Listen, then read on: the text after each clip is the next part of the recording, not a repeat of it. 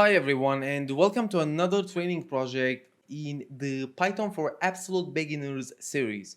In this project we are going to see how a real life project could look like, and if you are not from my series, so you watched more series in Python and not this one, you can also deal with this project and actually have a good time with developing this project. Alright, so it is very important to say that. And in this project we are going to develop two games together, and the first game is going to be the guess the number game. What this game is going to do, it is going to pick a random number from 1 to 10, and the user should have an option to guess the number which is actually picked. All right, and if the user guesses the right number, then we should output a message like you won or something like that. And if the user guessed the wrong number 3 times in a row, then we should display a message like you lost the game, the number was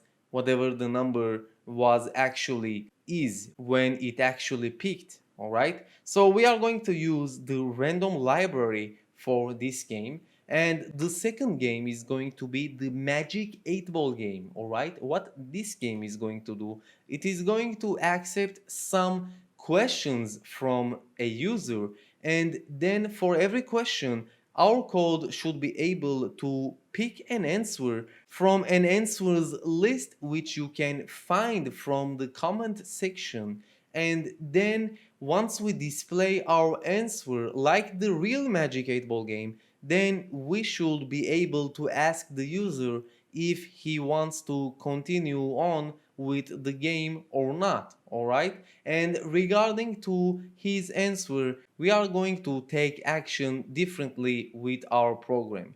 So the file's structure for this project is actually going to be looked like this. So we are going to have the main file, we are going to have the games file, and the games file should include all the two games actions in functions. So for example, you can have one function that is called magic 8 ball game, and you can have another function that is called guess the number game. All right, and then we will have one more file which is going to be more related to the magic 8 ball game, and this file is going to be include the list that I talked about, which you can find in the comment section. So the next thing I want to say before you start off is that we are going to use pretty much everything that we learned until now. So one of them is going to be the random module, which we discussed in the try except episode, and we will import files, we will use functions, while loops, if statements, lists, and also the input function. And it is very important to say that our project in the main file should be looked like this. Alright, so we are going to gather an answer from the user, and if he answers 1, then we will play some game, and if the answer is 2, then we will play the another game. Alright, so this is the point we are going to start. Alright, feel free to pause the video and try this by your own, and once you feel comfortable with what you have done, then you can actually continue on with this video. So let's begin. Alright everyone, so this is the main menu of PyCharm, and we are going to choose here create the new project button, and once we do that we can actually give a name to our project like this. So let's call it 2game project. Alright, and then we want to make sure that in this configuration we use the existing interpreter and not the new environment with virtual environment. All right, and the reason is we did not learn about virtual environments yet, and also we want to make sure that we are going to use the Python packages that is installed on our computer only. So once you pick the existing interpreter, then make sure to hit that create button, and then you will go back to the familiar PyCharm window, which we already know pretty well. Alright, so here I want to create my file, and the first one is going to be main, and right under that we will create one more file that is called games, and the last file will be the answers file. So as I said, we can copy the answers for the Magic 8 Ball game from the comment section. So let me just print the exact list from the comment section, and this is how it should be looked like. All right. So we don't need this file anymore. This is just for import reasons. And then I want to go to my games file, and I want to start off with creating the functions that is actually going to describe how the game is going to be acting. All right. So we are going to start off with a function, and we can call it magic 8 ball game.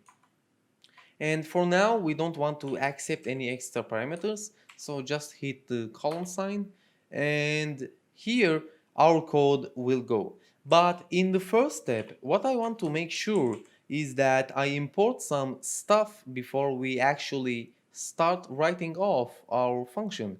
So we want to import from our answers the answers list. All right, so from answers import magic 8 ball answers, and also we want to import the random library. All right, so let's go back to our function and make sure that we are inside of it, and then we want to start off with the input function and create something like user answer equals to input, and then here we will write something like ask me something. All right, so this is what you do when you play the actual magic 8 ball game in real life. And once we do that, what we want to do is, you know what, this should be user question. All right, my bad here. And then we want to make the user answer, and this one is going to be picked randomly from the magic 8 ball list, which is inside that list. All right, so every time user asks a question, we want to grab some answer from this list randomly. So how we do that? We can do that with the random dot choice method. All right, and here as an argument we can pass some sequence argument, which actually stands for a variable that includes more than one specific information. All right, so here I can pass the magic 8 ball answers list. All right, and what this will be responsible for, this will be responsible for actually picking only one answer out of the 20 answers that is inside that list. So just to make sure, we will print the user answer, and we are not going to go further. We want to make sure that our function works properly. So let me just execute our function and make sure that everything is okay until now. All right, so if we go right click in the games and we run that, you see that I already get that ask me something, and I can ask something like am I pretty? Something like that. And yeah, this funny answer by the answers list. And we got the Outlook not so good. And you can go to your answers file and see that option actually here. So this is just a random answer that Python choose randomly. Alright, so everything is good until now. So we can close our terminal and we can actually get rid of this thing and continue. And the next thing I want to do is actually make sure if the user wants to ask one more question or not. So we will create a next step variable and actually make it to be equal to one more input and ask something like, do you have more questions? Y/n. So what Y/n stands for? It is actually a convention that is going to make the user understand that he has only Y yes or N no options. All right. And then what I want to do is creating an if statement which is going to check the next step value. So I want to check that if next step is equal to y, and I will fix that very shortly. All right, and then we want to have else print bye bye. So if the answer is not y, then we want to display a bye bye message. But if the answer is yes, what do we want to do? So this is a tricky one, all right? We don't have anything that is going to make this program continue on. And the reason is all the bunch of code you see here is not wrapped with a while loop or a for loop. So in this case, the best practice thing to do is actually wrap all this code with a while true statement, all right? And once I do that, all the following code you see here will be executed continuously. And what you saw me doing a minute ago is actually making the right indentation in order to the Python to understand that this code is actually belong to the while true. And now if I go inside that next step equals to lower y, I can actually hit a statement that is called continue. All right, and what continue is going to do, it is just going to continue on to the next iteration quietly without doing anything. All right, and the final thing that I want to do is you probably ask yourself, why did I hit a lower y here? So the reason is what I want to do by the end of the next step is actually use the lower method. So it does not matter for me if the user picks y in uppercase or y in lowercase. All right. So now I think our function is great. So let's just get out of the function once again and try to run our function one more time. And if I execute the games file, so let's ask this time, do you think the world is going to change soon? Cannot predict now, all right? And now, as you see, I get back the do you have more questions output. And if I hit lower y, then the program continues on as expected. So I want to ask, let's say, do you have an idea when the COVID-19 is going to end? And very doubtful. All right, and now if I hit the N, then you see that I get bye bye, but I get to ask me something once again. And the reason is, all right, the reason is I forgot the break statement here. So you remember about the break statement. The break statement is actually going to break whatever a loop that is inside of it. So if I hit here the break statement, it will actually get out of the while true loop. So let's just check that with running this again. And now let's just ask something that I already did, my pretty. And then, okay, and then if I hit N or anything besides N actually, then I will get bye bye. So we can make this program a little bit nicer. So as you see, I got the else here, and this is not very good because if I'm going to hit whatever letters that is not y, then it is going to say to me bye bye again.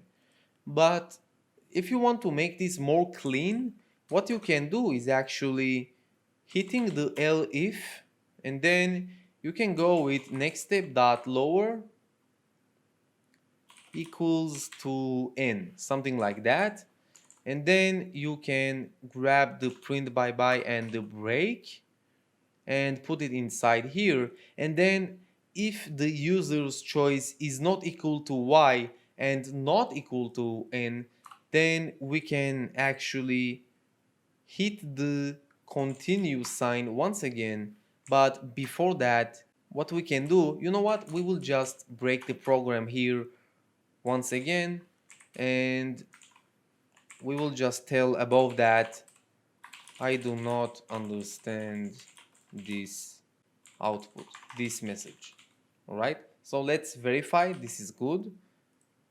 So let's ask, am I pretty, one last time, and then finally I get the yes. And then if I'm going to hit whatever letters, then I will just quit the program with I do not understand this message. All right, so this is pretty good, and I think this function is ready.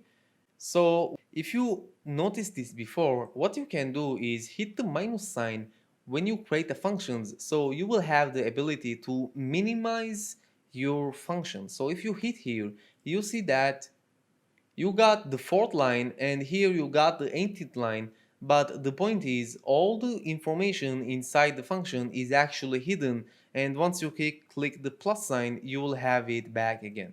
All right? So now I can continue on to the next function, and the next function is going to be called guess the number game, and the actions is going to be pretty same. Besides going to that answers list, what we can do is generate a list from 1 to 10, and we can do this by the range function, as you remember. All right, so we will have list and then range, and now we will start with 1, and since we want the number 10 included, we will by purpose enter 11, and our step will be 1. And then what we are going to do is using that random.choice method once again and assign it to a variable called pick number, and then we can hit random.choice, and we are going to choose among the possible numbers. All right, so this will be responsible to gather one number from 1 to 10, and then the logic is pretty much the same. All right, so we will start with while true once again, and then we can assign one more variable that is going to accept the number that the user guesses. All right, so guessed number, this is a great variable name for that goal, and we can create this actually input once again and ask the user about enter a number. And then what we want to check every time is if the guess number is equal to the pick number. All right, so if guess number equals to pick number, then it is obvious that we can output a message like you won, you guessed right, you won the game. All right, and since the game finished, then we can hit the break statement because there is nothing left to play anymore.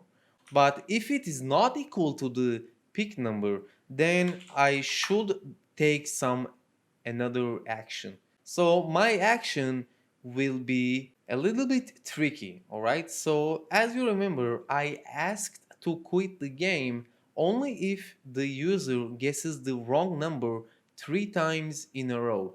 So I kinda have to have a counter about how many guesses the user taken until a point that the Python reaches. So what I can do is actually going above the while true loop and make a variable that is called guesses. All right, so the guesses will stand for how many times the user guessed until now, and because before the while true the user did not guess anything yet, then this value is going to be equal to 0, and as the user keeps guessing wrong, then I want to increase the guess number by 1. So you have two options to accomplish this. You can go with guesses equals to guesses plus 1, or you can combine a plus equal sign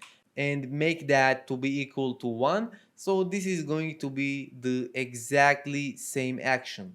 And once I increase the guesses number, Then I want to have here one more if statement. And the reason is I want to check if the guesses reaches 3, and once it reaches 3, then I can print a message like print you lost. All right? So if guesses is equal to 3, then I can output the you lost the game. And as I promised, you want to also display the user what was the number. All right? So we will go with the number was, and then by the formatted string we can print here the picked number. And once we done that, we can hit the break statement one more time. All right, so we have our counter and we have our while true, and in the first stage we are asking about a number for the user to guess, and if he guesses right, then we're going to break our program with a nice message, and if he does not guess right, then we don't want to take any special action, so we do not doing anything kind of break, so we just increase the guesses by 1, and then we check if the guesses is equal to 3, and if it is going to be equal to 3, then we will crash our program with this message. So let's see how this is going to be look like. And now I will execute this function and execute this file. So we will have enter a number 2, then 1, and then the number was 3. So I kind of have a bad feeling here, and the reason is by default, as you remember, the input will accept a string, and this is a list of integers. So what we want to make sure that this is converted to an integer, and then anything that is assigned to a guess number, it is going to be actually assigned as integer. All right, so let's just run this one more time like that, and let's actually try to guess that number. All right, so let's start with 6, 2, 5, and then the number was 10. So let me just continue on until I guess the number 7, 5. All right, so I guessed the number right, and then I got this message at the second guess. So we can make this program better actually. So if you want to challenge yourself, then you can go with trying it to change the output of the message if the user has already guessed one option wrong. So this will be much making sense to show an output like your guess was wrong after the first guess, all right? But we can leave this like that and actually continue to our main file. So this is our both functions, and we can get rid of the execution of it. And then we can go to our main file. So what we want to make in our main file, we want to import those two functions that we just finished creating. So from games import, then we want to import guess the number game, and also we want to import the play magic 8 ball game. All right, so here I want to create one more input that is going to be look like what options the user have in order to launch one of the games. So user answer is going to be equal to an integer, and you will see why in a second. And now what we want to do here is actually starting with the triple quote message, so we will have a nice designed message. So here I can write enter an option what to play, and as a first option we will have the magic 8 ball game, and as a second option we can have the guess the number game. Alright, so this is why I convert this into an integer in the first place, so the user can answer one or two only. Alright, so here I want to create the if statement as I showed in the presentation, and this will going to be look like if user answer is equal to 1, then we will execute the magic 8 ball game, and we will create an else if here user answer equals to 2. Then we will start with guess the number game. So now we can get rid of executing the games file and actually execute the main file only, as this was the main goal of this episode. So if I run the main file, let's just make this bigger this time, then I can just pick a game I want to play.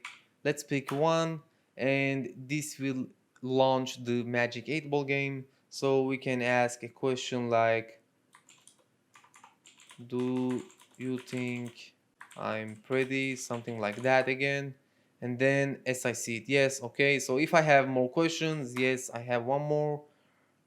I can ask something like, do you think the world will be existing in 2030?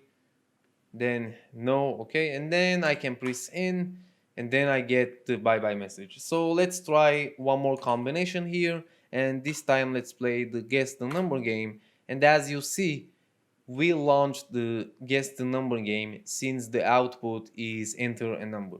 So let's put 7, 4, and then maybe 10, and the number was 2. Okay, so everything looks good, and as you noticed, we created a very nice project that is divided into files, and this is how a project should look like. All right, so you can always improve the stuff you want to accomplish. All right, everyone, I really hope you liked this episode. Don't forget to crack the subscribe button and also like this video. I will see you in the next episode, where we are going to start with classes.